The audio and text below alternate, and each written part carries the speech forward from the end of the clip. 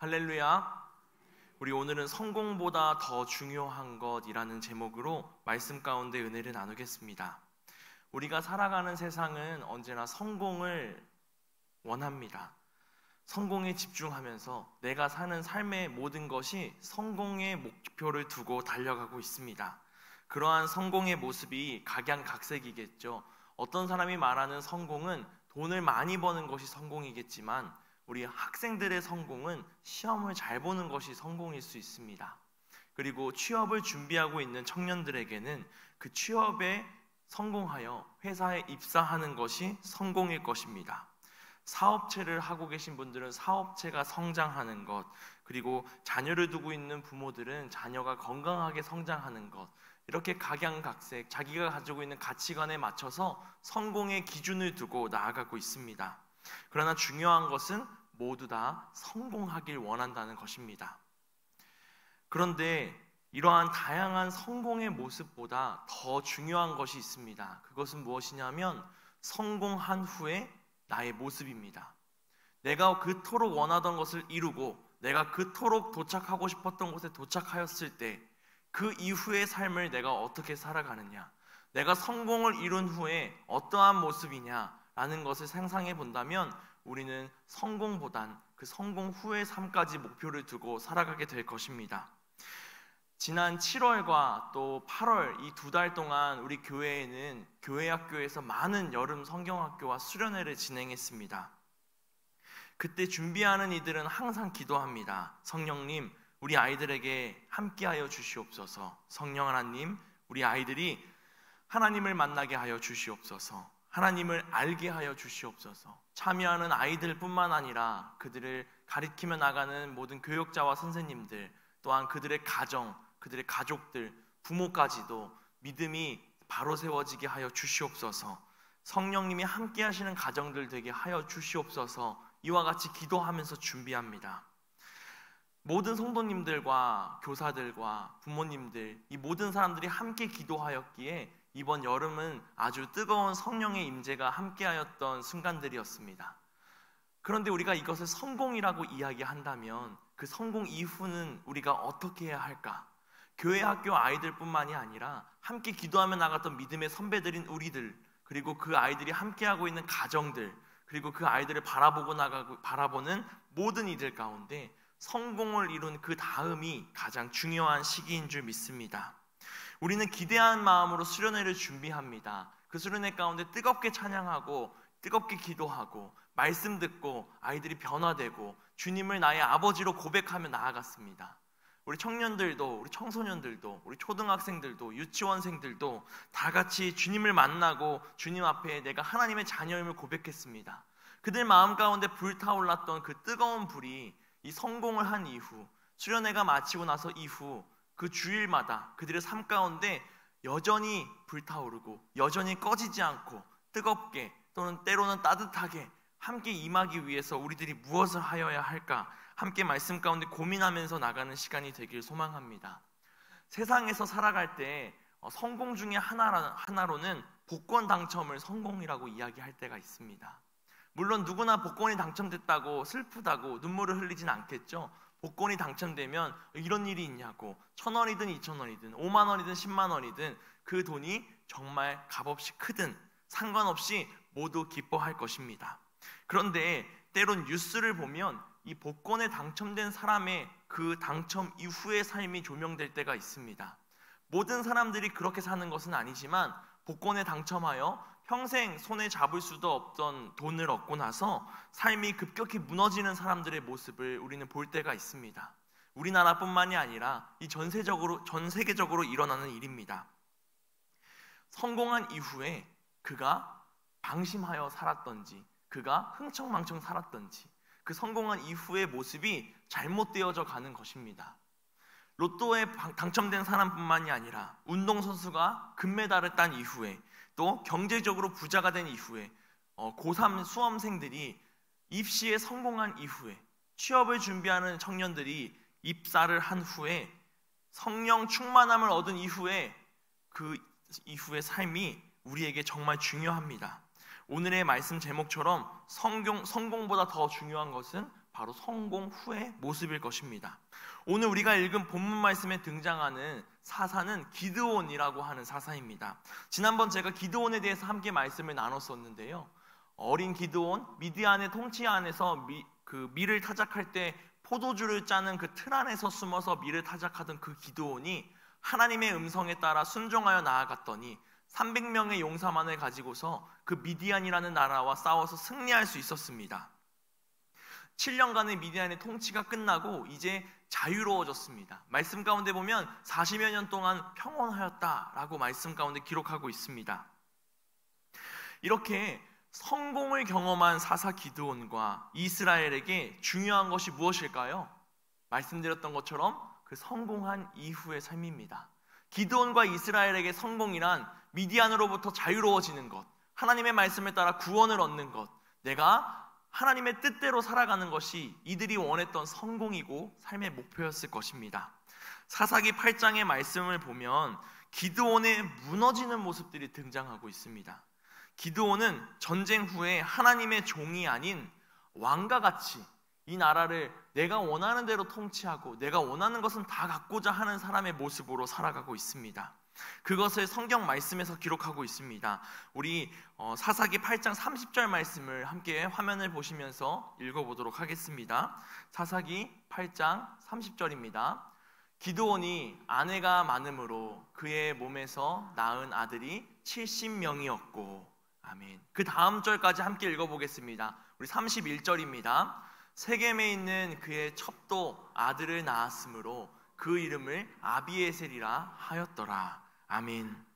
기드온에게 그 전쟁에서 승리하고 나서 이후의 삶을 보면 아내가 많음으로 그 몸에서 낳은 자녀, 그 아들이 70명이나 되었다라고 이야기하고 있습니다. 그리고 세겜이라는 땅에는 그의 첩이 있었는데 그 첩에게도 아들이 낳았다라고 이야기를 하고 있습니다. 참 많은 아들을 두었고 또 첩에게까지 아들이 있었습니다. 그리고 이런 기드온이 죽고 나서 이스라엘은 어떤 모습을 살았을까 한번 살펴보려고 합니다. 우리 33절 말씀을 한번 읽어보도록 하겠습니다. 사사기 8장 33절입니다. 기드온이 이미 죽음에 이스라엘 자손이 돌아서서 바알들을 따라가 음행하였으며 또 바알 브릿을 자기들의 신으로 삼고 아멘. 기드온이 성공 이후에 다른 무너지는 삶을 살았습니다. 그리고 이제 이스라엘입니다. 이스라엘은 어떻게 했냐면 기드온이 죽고 나서 이스라엘 자손들은 다시 우상을 섬기기 시작했습니다. 자기들이 미디안이라는 나라에 점령당하여 노예로 살아가면서 먹을 것 하나 없이 울면서 살아가면서 힘들어했을 때 하나님을 찾았던 것은 잊어버리고 이제 다시 하나님을 배반하고 우상을 섬기기 시작한 것입니다. 자신들이 목표였던 하나님의 구원을 이루고 난 이후에 이스라엘의 모습은 참 처참하게 무너지고 다시금 제자리로 돌아가는 그러한 모습입니다. 기드온과 이스라엘의 무너지는 모습을 보면서 우리는 하나님께서 우리에게 주신 축복을 더 큰 축복으로, 하나님이 우리에게 주신 그 은혜를 여전히 가지고 더 쌓이고 쌓여서 충만하게 되는 은혜로 함께 가지기 위해서, 또한 성령 하나님이 주시는 내 마음 가운데 그 뜨거움을 유지하고 더 불타오르게 하기 위해서 어떻게 해야 할지 함께 나눠보도록 하겠습니다. 그 첫 번째로는 우리는 끝까지 하나님의 종으로 살아야 한다입니다. 처음에 하나님의 은혜를 받을 때, 우리가 하나님을 처음 만나고 나의 삶의 주인이 구주 예수 그리스도이심을 믿으며 나아갔을 때 그때 흘렸던 눈물들, 내가 지금도 찬양하면서 받는 은혜들, 우리가 순간 불타 없어지는 은혜들이 아닙니다. 나의 삶을 변화시켜주는 그러한 뜨거운 경험이고 나의 삶의 가장 소중한 경험이고 나의 삶의 구원자를 만나는 경험입니다. 이러한 순간들을 우리가 잊지 말고 더욱 불타오르고 하나님께 매달려 나아가는 자녀가 되어야 합니다. 하지만 기드온이 전쟁에서 승리하고 왔을 때 기드온을 향해서 불평 불만의 소리가 나옵니다. 에브라임 사람들의 이야기인데요, 우리 사사기 8장 1절 말씀 함께 읽어보도록 하겠습니다. 에브라임 사람들이 기드온에게 이르되 내가 미디안과 싸우러 나갈 때에 우리를 부르지 아니하였으니 우리를 이같이 대접함은 어찌 됨이냐 하고 그와 크게 다투는지라. 아멘. 에브라임 사람들은 불만이 많았습니다. 왜 크게 다투었을까요? 우리가 읽은 말씀처럼, 아니 기드온, 당신이 미디안과 함께 싸우러 나갈 때 왜 우리 에브라임을 부르지 않았습니까? 우리가 이러한 대접을 받을 만한 사람들입니까? 라고 이야기를 하는 것입니다. 왜 전쟁을 치를 때 날 껴주지 않았냐라는 겁니다. 그리고 어떻게 우리를 기억해내고 불러내지 않았느냐라는 겁니다. 나는 그러한 대접을 받을 만한 사람인데 당신이 어떻게 그럴 수 있습니까? 라고 이야기하는 겁니다. 우리가 실생활에 생활할 때 이런 사람들이 있습니다. 당신 내가 누군지 알아? 라고 하는 사람들. 지금 내가 당신 앞에 섰는데 내가 갑이라고 이야기하는 사람들이 있습니다. 또한 지금 나에게 숨겨져 있는 백이 누군지 모르냐고, 지금 내가 누군지 모르냐고 이야기하는 사람들이 있습니다. 그러한 사람들이 지금 에브라임과 같은 사람들입니다. 아니 기드온, 당신 내가 누군지 몰라? 우리 에브라임 지파 사람들이 누군지 모르냐고, 왜 전쟁을 나갈 때 우리를 부르지 않고 우리에게 이러한 대접을 하느냐라고 따지는 것입니다. 그런데 자세히 생각해보면 기드온이 에브라임 사람을 데려가고 싶다고 해서 데려갈 수 있는 상황이 아니었습니다. 기드온이 아무리 많은 사람들을 모았어도 하나님께서 너무 많다고 하시면서 300명을 남기신 것입니다. 그 300명, 기드온이 선택한 300명 아닙니다. 하나님께서 전쟁에 두려움이 있는 자는 떠나라고 하셨고, 물가에 가서 물을 떠서 마실 때 하나님이 원하시는 모습대로 마시는 사람들을 남으라고 해서 남은 사람들이 300명이었습니다. 그러면 기드온이 에브라임 사람들에게 할 수 있는 말은 무엇인가요? 미안하지만 내가 선택한 게 아니라 우리 하나님 아버지께서 하신 일이야. 이 전쟁은 하나님께 속한 것이었고 이 전쟁은 하나님께서 하신 것이고 처음부터 끝까지 하나님이 하시고 나는 그의 말씀에 순종한 것밖에 없어 라고 이야기하면 좋았을 것입니다. 하지만 기드온은 내가 잘못했다고, 당신들이 그래도 더 훌륭한 사람이지 않냐고 라고 이야기하면서 그들에게 변명을 하는 모습을 보여줍니다. 기드온이 하나님 앞에서 하나님의 말씀대로 순종하였는데 두려울 것이 무엇이 있습니까? 눈치가 볼 게 무엇이 있습니까? 그런데 기드온은 그 순간 하나님이 하신 것이라는 것을 잠시 잊고 자신의 변론을 늘어놓기 시작합니다. 그런데 우리에게 구원을 주시고 우리를 대신하여 십자가에 달리신 예수 그리스도는 그렇게 하지 않으셨습니다. 우리 마태복음 20장 28절 말씀 한번 읽어보려고 합니다. 함께 읽겠습니다. 인자가 온 것은 섬김을 받으려 함이 아니라 도리어 섬기려 하고 자기 목숨을 많은 사람의 대속물로 주려 함이니라. 아멘.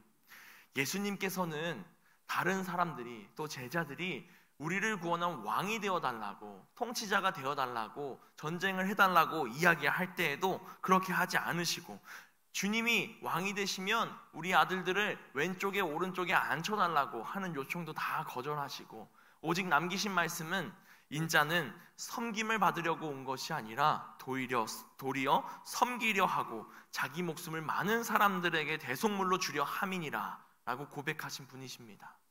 우리 모두는 이 예수 그리스도의 말씀을 닮아 그 말씀에 따라서 언제나 섬기고 언제나 나는 죽고 예수로 살고 하나님 나라에서 하나님을 섬기는 자녀로 살아가는 우리가 되길 소망합니다.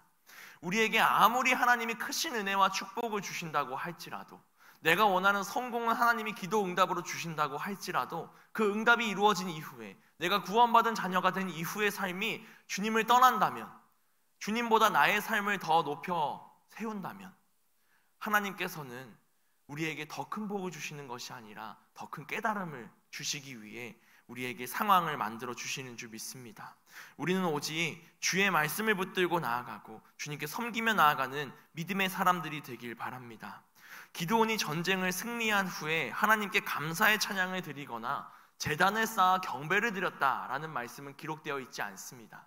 하지만 그가 지은 죄악들, 그가 욕심내었던 것들, 그가 하나님을 떠난 이후에 이스라엘 백성들이 우상을 섬겼던 것, 그리고 그가 받았던 그 이후의 모든 대접들까지 이 성경 말씀 가운데는 그의 잘못된 모습들이 담겨 있습니다.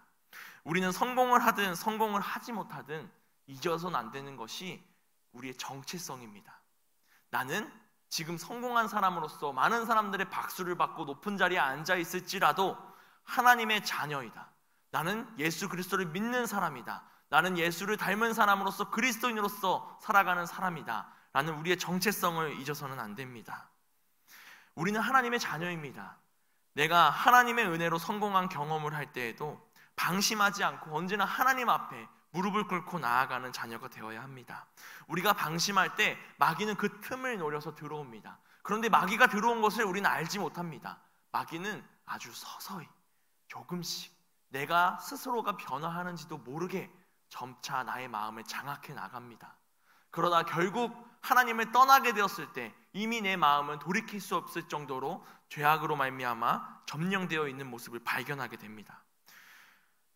우리는 하나님으로부터 한 걸음 멀어지면 다시 돌아가기 위해선 2걸음, 3걸음, 10걸음 더 힘차게 나아가야 합니다.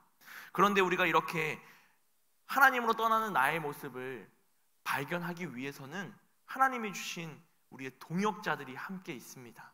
지금 여러분들 옆에 앉아 계시는 성도님들, 우리 가정에 함께하고 있는 우리 믿음의 가족들, 이 모든 사람들이 서로를 향하여서 관심을 갖고 기도해주고 사랑해주고 자비를 베풀면서 우리가 함께 중보하며 나아가는 공동체가 된다면 서로가 서로를 붙잡아주는 공동체가 될 수 있는 줄 믿습니다.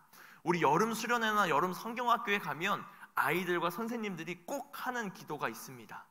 꼭 다 같이 손을 잡고 혹은 그룹을 나누어서 손을 잡고 서로를 위해서 기도하는 시간입니다.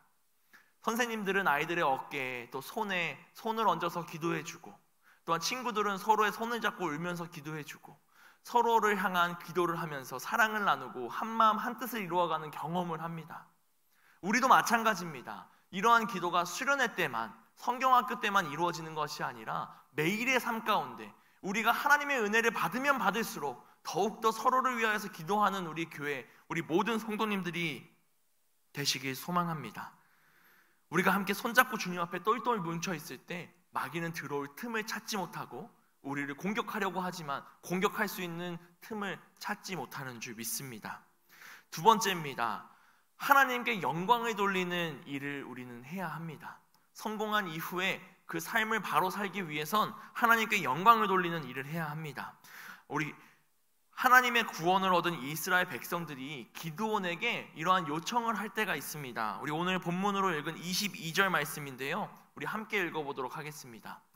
그때 이스라엘 사람들이 기드온에게 이르되 당신이 우리를 미디안의 손에서 구원하셨으니 당신과 당신의 아들과 당신의 손자가 우리를 다스리게 하소서 하는지라. 아멘. 이 정도 요청을 받았다면 사람의 시선으로선 참 성공한 사람의 모습입니다. 아, 기드온이시여, 당신이 우리를 살리신 영웅이니 이제 당신이 우리를 다스려주고 당신의 아들이 우리를 다스려주고 당신의 손자가 우리를 다스려 주옵소서 이야기하는 겁니다. 당신 가문이 우리의 왕이 되어 주시옵소서 기도하는 것이죠. 바라는 것이죠. 근데 이스라엘 백성들은 벌써부터 하나님의 은혜를 잊어버린 모습입니다. 하나님이 아닌 인간 왕을 세우기 위하여서 인간의 통치를 받고자 하는 모습을 전쟁 이후에 바로 보여주고 있습니다. 기드온은 이러한 요청을 받았을 때 잘 거절합니다. 나도 내 아들도 너희를 다스릴 일은 없을 것이다. 오직 여호와께서 너희를 다스리실 것이다 라고 고백하며 선포합니다. 그런데 이 기드온이 이러한 선포까지만 했으면 참 좋았을 것 같은데 그 다음 말씀을 보면 기드온의 욕심이 등장하기 시작합니다. 우리 24절 말씀 함께 읽어보도록 하겠습니다. 기드온이 또 그들에게 이르되 내가 너희에게 요청할 일이 있으니 너희는 각기 탈취한 귀고리를 내게 줄지니라 하였으니 이는 그들이 이스마엘 사람들이므로 금 귀고리가 있었음이라. 아멘. 당신들이 전쟁 가운데 얻은 귀고리, 금 귀고리 다 나에게 주시오 라고 이야기합니다. 우리가 공격한 사람들에게 금 귀고리가 있었을 것입니다. 그걸 다 나에게 주시오 라고 이야기하는 겁니다. 그렇게 모은 금 귀고리가 1700세겔이다 라고 성경 말씀에 기록하고 있습니다. 제가 궁금해서 세겔이라고 하는 단위를 찾아보니까 지금 단위로서 11.4g 혹은 12g 정도 된다고 합니다. 그러니 1700세겔은 약 200kg 정도 되는 금입니다. 200kg 정도 되는 금 집에 갖고 계신 분 계신가요? 저는 한 번도 200kg 정도 되는 금을 한 번 해본 적이 없습니다. 근데 이 200kg나 되는 금을 기드온이 다 모았습니다. 하나님께 경배하는 데 썼을까라고 생각했지만 그렇지 않습니다. 기드온이 이 200kg나 되는 금들을 모아서 에봇이라는 것을 만들었습니다. 제사장들이 입는 에봇인데요, 그 에봇을 하나님께 영광을 돌리고 하나님께 경배드리는 성소에 놔둔 것이 아니라 오므리라고 하는 자신의 동네에 놔뒀습니다. 즉 자신이 욕심을 가지고 자신이 지도자라는 마음으로 금으로 만든 에봇을 자기 동네에 놓은 것입니다. 자신의 유익을 세운 것이죠. 이스라엘 백성들을 모세의 뒤를 이어서 가나안 땅에 들어오게 한 지도자 여호수아는 그 가나안 땅에 들어오자마자 준비하였던 돌들을 쌓아서 하나님께 제단을 만들어 예배를 드렸습니다. 주님 감사합니다. 이곳까지 인도하신 그 하나님께 감사의 예배, 하나님께 영광을 돌렸습니다. 기드온 이전에 있던 드보라라고 하는 사사도 전쟁을 마치고 나서 바락이라고 하는 그 장군과 함께 감사의 찬양을 하나님께 올려드렸습니다. 그런데 이 기드온은 하나님께 영광을 돌리기는커녕 금귀고리를 다 모아서 에봇을 만들어 자기 동네에 놔뒀습니다.